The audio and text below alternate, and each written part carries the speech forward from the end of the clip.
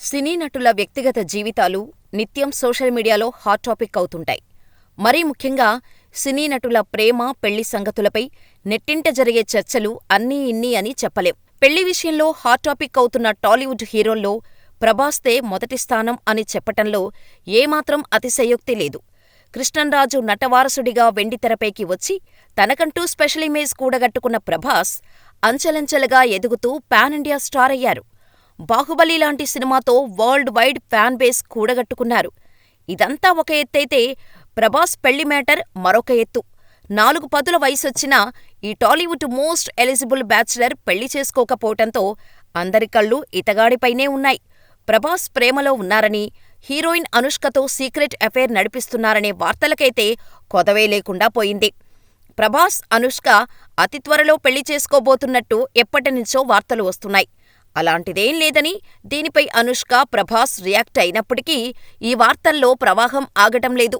ఇంతలో తాజాగా rebel star family నుంచి మరో బిగ్ సీక్రెట్ బయటకొచ్చింది.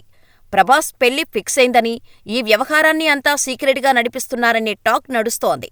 అయితే ప్రభాస్ పెళ్లి చేసుకోబోయేది అనుష్కను కాదట, హైదరాబాదుకు చెందిన ఓ బడా బిజినెస్ మ్యాన్ కూతురు అని అంటున్నారు. కృష్ణంరాజు భార్య శ్యామలాదేవి ఓ పెద్దింటమ్మాయిని చూసి లోలోపలే ప్రభాస్ పెళ్లి పనులు మొదలుపెట్టారనే సమాచారమైతే వైరల్ అవుతోంది. ఇలా ప్రభాస్ పెళ్లిపై పుకార్లు పుట్టడం కొత్తేమీ కాకపోయినా తాజాగా వినిపిస్తున్న సమాచారంలో ఎంతో కొంత నిజం ఉండే ఉండొచ్చు అని ఇంకొందరు చెప్పుకుంటున్నారు. ఇప్పటికే 45 వయసు వచ్చేసింది కాబట్టి ఇక ప్రభాస్ పెళ్లి ఖచ్చితంగా జరిగే అవకాశం ఉందని అంటున్నారు. మరోవైపు ప్రస్తుతం ప్రభాస్ తన సినిమాలతో బిజీగా ఉన్నారు.